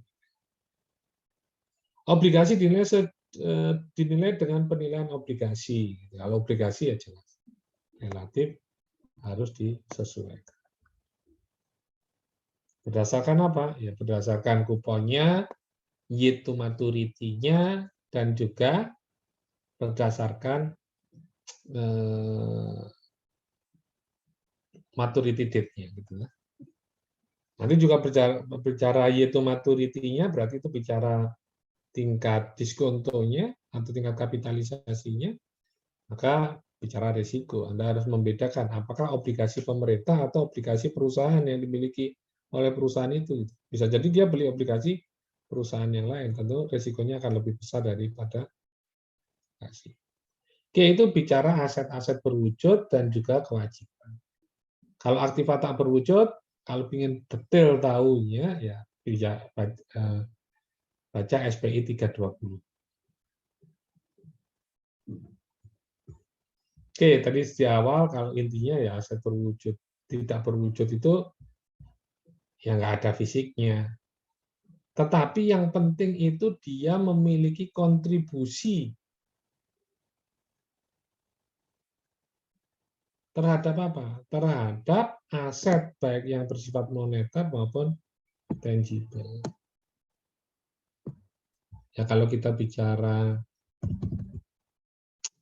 franchise gitu ya. Nah, dia kan mendukung apa? Mendukung mendukung mendukung toko Indomaret Anda itu. Anda punya ruko namanya Indomaret, satunya namanya Yodimaret gitu. Kira-kira orang kalau bersebelahan itu pasti beloknya banyak yang ke Indomaret. Walaupun saya mungkin harganya lebih murah dikit gitu ya, selisih 100 gitu. Ya orang pasti akan lihat ke Indomaretnya. Nah, itu untuk dari intangible gitu ya. Nah, itu mendukung apa ya, kawan-kawan? Nah, kalau kita lihat ke neraca kembali, ada yang eksplisit jelas kayak gini, right, lisensi, paten. Nah, yang nggak jelas, semuanya biasanya goodwill. Nah, goodwill ini hanya diketahui biasanya ketika dijual. Berdasarkan penilaian, dinilai 100. Lakunya 120. Nah, berarti di dalam itu ada goodwill 20. Ya. Pencatatannya bisa, nanti nilai aset itu sebenarnya 120. 100, yang 20 yang berwujud berupa gedungnya mungkin 100, goodwill-nya 20. Oke, tapi secara teknis susah menentukan goodwill. Maka ketika bicara bagaimana menilai goodwill tadi, maka ada metode excess earning itu dengan metode. Nah, kalau Anda menggunakan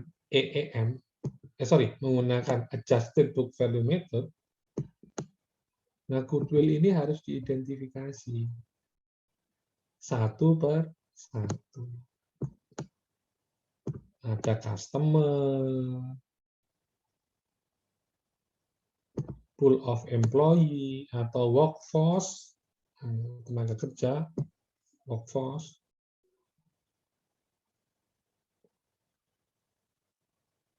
Oke.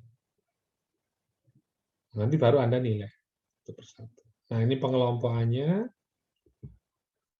Ada jenis yang terkait dengan pemasaran, biasanya tadi nama, trademark, logo, gitu ya. Logonya macam-macam, sampai rame antara apa yang terakhir itu? Bensu ya, ayam bensu ya, yang rame itu ya. Kalah kan? Bebek bensu, Pak. Bebek bensu. Kalah kan dia ya? Nah, pertanyaannya, itu kan rame itu berapa? Nah, kalau kita bisa mampu seperti itu kan identifikasi itu logonya, cuma gambar ayam kayak gitu loh. Tapi hak ciptanya itu yang mahal kan itu. Terkait dengan pelanggan, daftar pelanggan. Makanya kenapa data Anda itu kadang-kadang tahu-tahu ada yang telepon, ditawari produk ini itu sebenarnya data pelanggan kan gitu ya. Itu punya nilai. Kontrak jangka panjang, master purchase gitu. Kenapa ini menjadi penting loh? Kalau Anda dapat laba namanya 10M, ternyata 10M itu yang 80% itu berdasarkan kontrak loyalty customer, kontrak dengan pelanggan. Kontrak ini kalau kontrak kan bisa dijual juga. 80% ternyata dari pelanggan yang sudah menandatangani kontrak. Teknologi, ada paten, formula resep, seni jelas karya seni, kompetisi musik, right, pemrosesan data, ya lisensi komputer, pangkalan data dan macam-macam. Rekayasa engineering, ya. Silakan baca.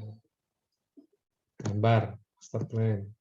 ATP dengan perjanjian kontrak, antara pemasok, pelanggan, dan ATP dengan lokasi, walaupun semuanya belum tentu bisa kita identifikasi, termasuk sumber daya manusia.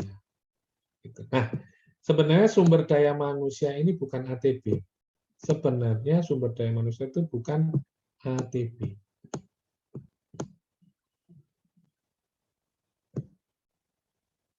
Ya, sumber daya manusia itu bukan ATP, tetapi karena terkait dengan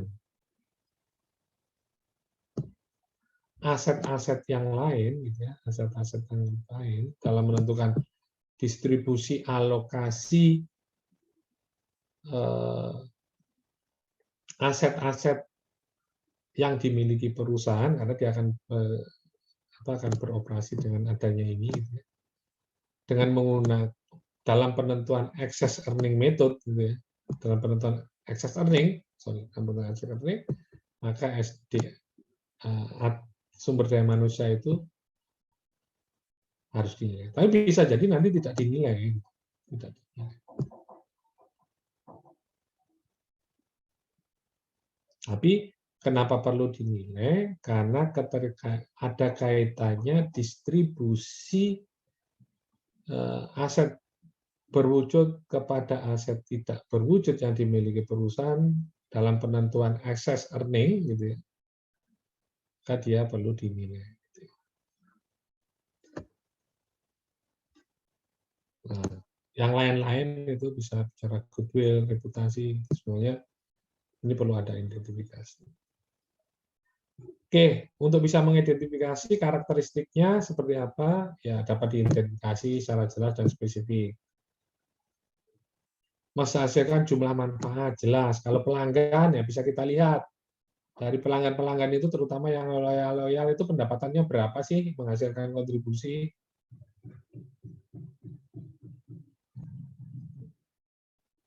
Memiliki potensi membuat aset lain yang terkait dengan ATP menjadi lebih baik, ya jelas. Wujudnya apa? Komputer. Komputer itu berfungsi kalau menggunakan apa? Aplikasi perusahaan Anda terkait dengan analisa data, maka Anda punya lisensi. Lisensi apa? Lisensi menggunakan software, aplikasi, olah data. Bisa menjadi subjek kepemilikan? Ya jelas. Bagaimana caranya? Dilihat dari kontraknya.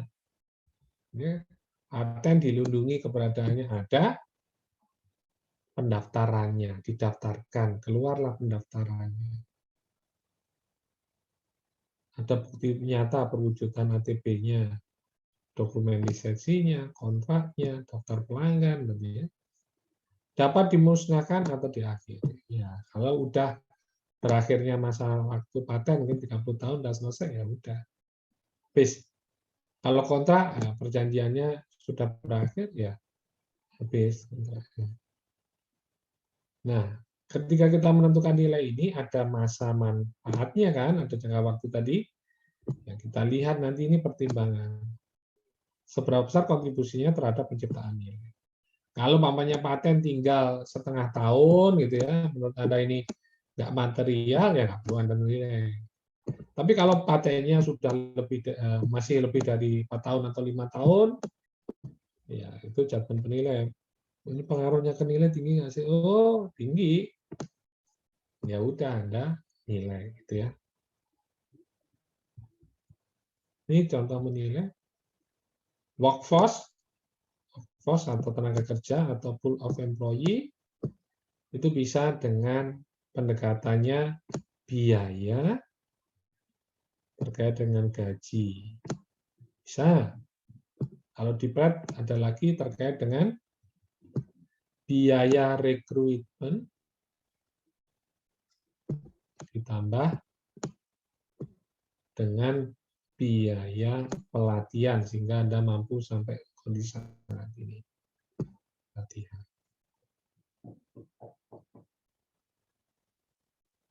Beban praoperasi, pendekatan biaya, ya seluruh biaya yang diperlukan hingga kita bisa beroperasi sampai saat ini.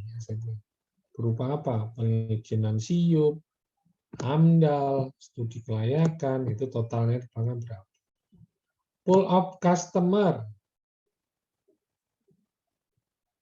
Dari kontraknya kita lihat, atau dari historisnya kita lihat, pelanggan-pelanggan itu menghasilkan pendapatan berapa sih ke perusahaan? Rata-ratanya berapa per tahun? Gitu ya. Kemudian kita diskontokan. Kedepannya masih ada berapa? Trennya berapa? Yang ada diskontokan ketemu nilainya. Paten juga begitu. Kalau pendekatan biaya, ya seluruh biaya dikeluarkan hingga menghasilkan paten. Kalau pendekatan pendapatan, memberikan pendapatan dari peroleh. Patennya masih berapa tahun mungkin masa manfaat. Bagi pihak yang menggunakan paten itu harus bayar berapa kan gitu.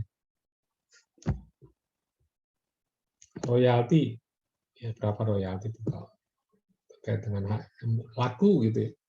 Penciptaan laku kalau pakai laku. Goodwill, merek dagang, reputasi, ya bisa menggunakan pendapatan, letak yang strategi merek dagang itu. Nah ini tapi karena sudah bicara goodwill, biasanya susah diidentifikasi. Kalau yang sudah nampak di neraca ini, atau ada bukti kontrak-kontrak kayak gini, nah, mungkin kalau yang goodwill gini, ya mungkin akan lebih menggunakan EEM, Excess Earning Method.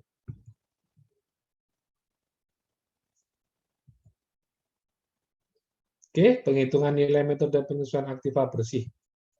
Contoh, ini neraca. Ini nilai bukunya.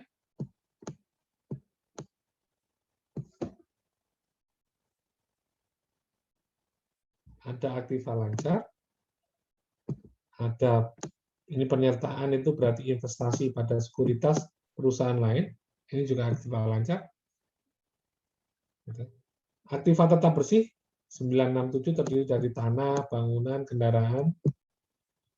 Aktiva tak berwujud, biaya preoperasi, sisdo, software. Gitu. Belum ada, tetapi Anda mampu mengidentifikasi. Gitu. Anda mampu mengidentifikasi. Kewajibannya, utang dagang, bank, pajak, perusahaan. Dan utang jangka panjang. Utang lancar, ini utang apa? Utang lancar, ini utang jangka panjang. Totalnya utang lancar 2399. Kewajiban jangka panjangnya 7750. Ekuitasnya 207. Totalnya sama itu ya. Totalnya sama. Nah, Anda identifikasi mana yang perlu Anda nilai. Adakah aset tidak berwujud, Anda mampu mengidentifikasi segini. Dan tentunya kalau mampu diidentifikasi, itu benar menjadi bagian dari aset tak berwujud, perlu Anda nilai. Nah, ini penilaiannya.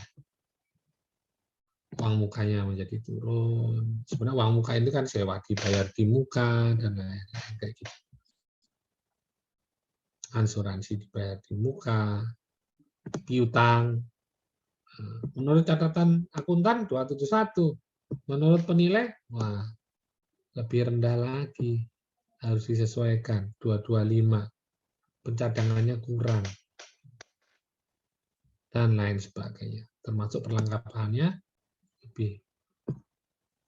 Ya. Sesuaikan 583. Tanahnya naik. Bangunannya, oh nilainya naik. Harus disesuaikan tambah. Kendaraan, oh tambah lagi naik. Bagaimana dengan penyesuaian kewajibannya? Oh ternyata datanya sudah mencerminkan pasarnya. Ya udah nggak perlu dilakukan penyesuaian. Sehingga hasil setelah penyesuaian ini dikurangi menjadi 948, yang ini juga makin berkurang, yang lainnya bertambah semua. Sehingga total asetnya menjadi 37241. Ada selisih 14,3 Pertanyaannya 14384 ini punyanya siapa? Punya siapa ini?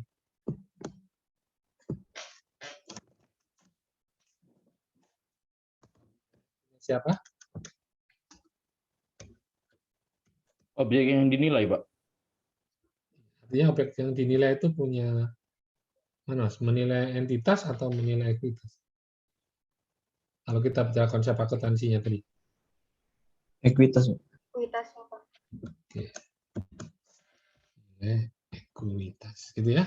Ini setelah disesuaikan, maka nilai selisih 1438 ini menjadi penambah dari komponen ekuitas. Sehingga totalnya sekarang ekuitasnya menjadi 27,92.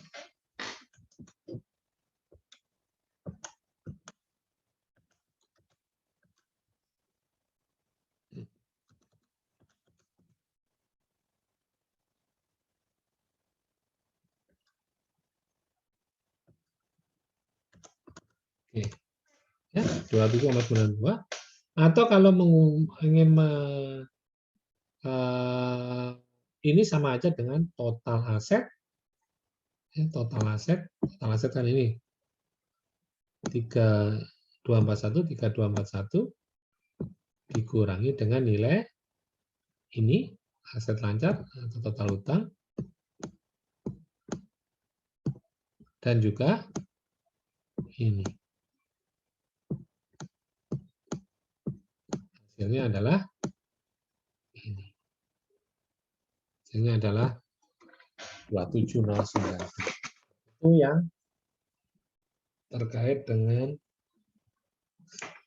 penilaian dengan metode asset accumulation method. Secara teknis hitungannya gampang. Total aset dikurangi dengan utang sama dengan ekuitas. Tapi akan menjadi rumit ketika perusahaan itu mempunyai cabang di mana-mana. Maka ini menjadi satu kelemahan dari pendekatan ini adalah konsumsi waktu, tenaga, biaya. Belum lagi ini identifikasi ini relatif rumit. Masih aksa tak berwujud. Contoh menilai kendaraan aja lah. Kalau kendaraannya langka, artinya langka tidak kendaraan yang umum ada di pasaran. Kalau dulu saya menilai asetnya Pertamina IP gitu ya. Nah itu barang-barang kendaraan itu benar truk, tapi truk yang udah dimodifikasi sehingga dia bisa mengangkat kontainer. Banyak mau ditambah. Atau yang sederhana lah, motor TS125. 125. Ketika menilai asetnya Bea Cukai di Kalimantan. Bea Cukai itu kalau di luar Jawa, motornya bukan kayak kita kalau umumnya Supra-Afit, ya, Supra-Afit, terus apa Suzuki Vision ya, yang umum. Gitu. Tapi kalau udah di luar daerah, TS125 trail ya, kayak trail. Karena teman saya nyebutnya kecil itu motor trail. Gitu. TS125. Ini motor lapangan, gitu. Cocok kalau di daerah kayak di Kalimantan. Tapi rata-rata TS125 itu dimiliki oleh siapa? Nggak semua orang. Yang suka apa? Yang suka adventure, yang suka main trail, naik daerah-daerah gitu. Nggak semua orang. Kolektor. Sehingga saya cari pembanding 125 itu susahnya minta ampun. Di toko nggak ada, gitu. Di toko nggak ada. Gitu. Suatu waktu di sarapan, nggak dalam kerja, tapi punya satu PR, asetnya Bea Cukai yang TS125 ini gimana nih? Belum selesai nih, kita nggak punya pembanding. Kalau saya membandingkan dengan Suzuki Vision kayaknya nanti penyesuaiannya ya ibaratnya tidak sebanding gitu ya. makan pagi hari Sabtu atau Minggu lupa saya gitu, sarapan berangkat, muterlah namanya bujang ya, istri nggak diajak sama temen makan bedaan motor. Ada rumah, di depannya itu ada TS 125, diparkir. Kebetulan pintunya terbuka, banyak orang di dalam, ya udah berhenti gitu sama temennya. Ngapain? Tuh ada TS 125. Oh iya.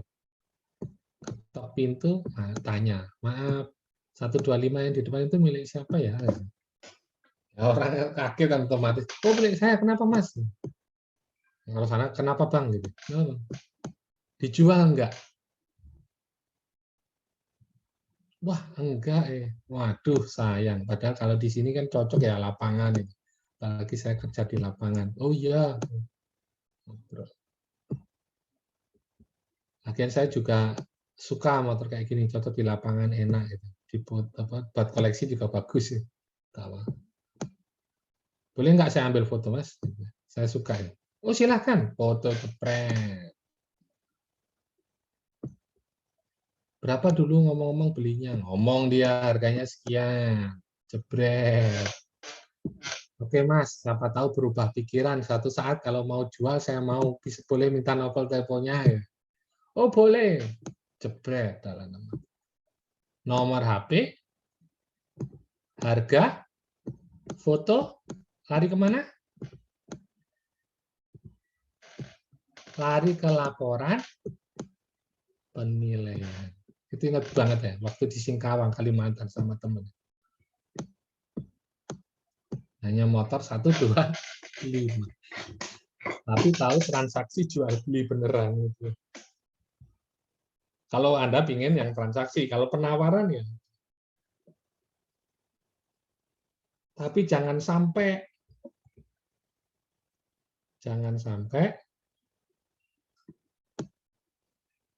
tawa ini, teknik ini. Video salah itu, bukan apa. Nah, nggak boleh saya ceritakan, udah. Ceritakan yang benar. Gitu ya? Ceritakan yang benar. Oke, nah itu contoh secara teknis ketika kita menggunakan pendekatan pasar, ketika kita menggunakan pendekatan aset, ketika menilai aset membawa nilai pasar, kemudian kita mencari data pasar, ya seperti itu kita mencari pembanding. Kalau kita menggunakan data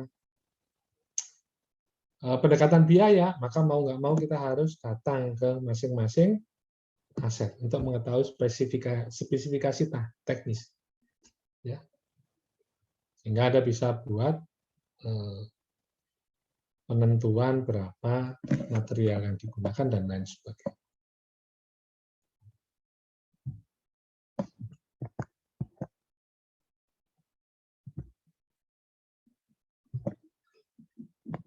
Nah, ini terakhir kesimpulannya. Secara kalau dihafalkan langkahnya ya gampang aja. Yang perlu dihafalkan bisa untuk menilaikan perusahaan dan ekuitas. Caranya gimana? Menyesuaikan nilai buku semua akun di neraca, baik berwujud maupun tidak berwujud, sehingga Anda perlu identifikasi dengan metode ini, adjusted book value method, gitu ya. Kemudian Anda nilai satu persatu, hasil penilaian masukkan kembali ke neraca, kemudian Anda kurangi dengan hutang kalau ingin menilai ekuitas, atau Anda kurangi cukup dengan hutang non-bearing debt, yang bukan komponen dari struktur modal. Indikasi nilai yang Anda peroleh adalah nilai kendali. Kalau Anda menilai untuk minoritas, maka Anda harus mempertimbangkan adanya DLOC. Nah, kalau perusahaan terkait dengan perusahaan yang tertutup, ya perlu nggak dikasih discount of marketability. Atau tidak harus perusahaan yang tertutup loh. Perusahaan terbuka bisa nggak dikenakan DLOC?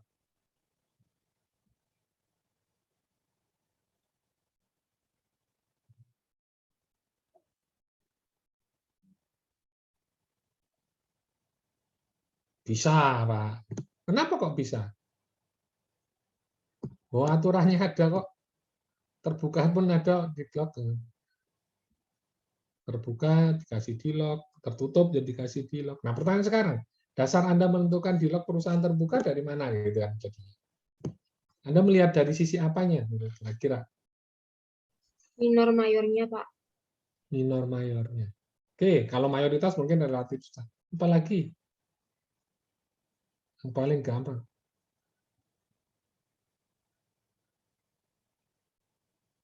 Tinggal buka website. Kontrolnya, Pak. Apa? Kontrolnya. Maksudnya kontrol? Oh, di kontraknya ya. Kalau Dari saham itu, ADART-nya. Bisa. Saham-saham tertentu ini punya kontrol atau enggak. Gitu. Maka ketika menilai itu enggak semua hanya lihat terbuka, tertutup gitu ya. Dalam praktiknya kita lihat perjanjian kontraknya, jenis saham tertentu. Anda bisa juga melihat dari transaksi di bursa. Karena ada yang nggak pernah jualan itu lama, 3 bulan, 6 bulan nggak ada transaksi kan bisa. Itu menunjukkan juga kalau Anda beli saham di situ, alamat Anda mau jual pun ya nggak ada yang itu.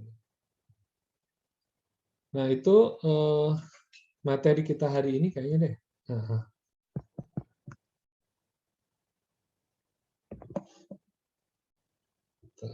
saya buat absen. Silakan kalau mau bertanya, setelah itu saya mau copy absen.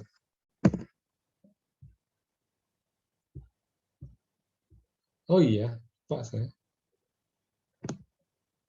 PR kemarin udah dikumpulkan ya? Yang penilaian pasar itu Pak, udah Pak. Ya, oke.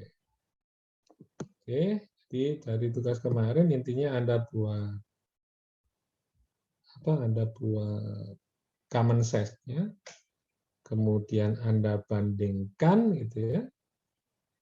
Untuk mencari pembanding, Anda buat checklist mana yang paling mirip, mana yang paling mirip Anda anggap itu mendekati dengan cara memilih. Dari checklist itu kan tahu ada 13 item sama, ada 12 item sama, ada 10 item sama. Gitu. Suruh milih berapa kemarin? 3 ya? Ya, Iya Pak. Pak, 3 Pak. Yang paling banyak kesamaannya, ambil 3 tertinggi. Kemudian Anda cari multiple yang tepat. Tentunya Anda menggunakan multiple yang menggunakan market value to invested capital, karena Anda pendekatannya capital. Nah, atas indikasi nilai karena Anda mendasar pada GCM-nya, maka atas indikasi nilai yang Anda hasilkan ditambah premi dan dikurangi diskon lack of market availability sesuai dengan soal yang ada di situ. Walaupun Anda menilai 100%, tetapi berangkat dari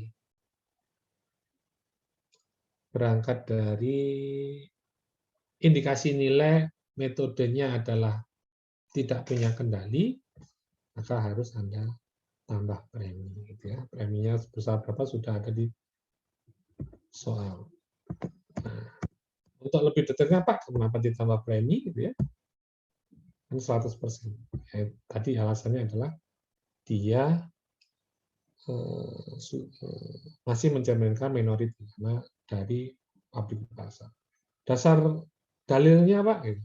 Dalilnya bukunya Rugi halaman 205. Silakan Anda baca di situ ada terkait penggunaan metode GCM gitu ya, memotivasi untuk menilai invested capital. File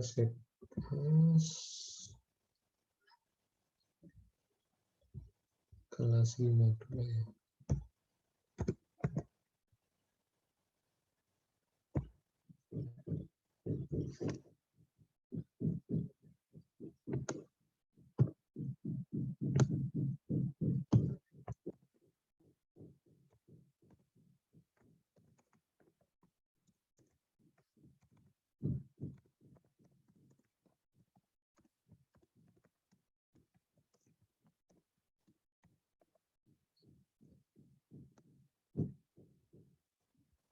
Oke. Ihsan Hardiansah hadir? Hadir, Pak. Oke.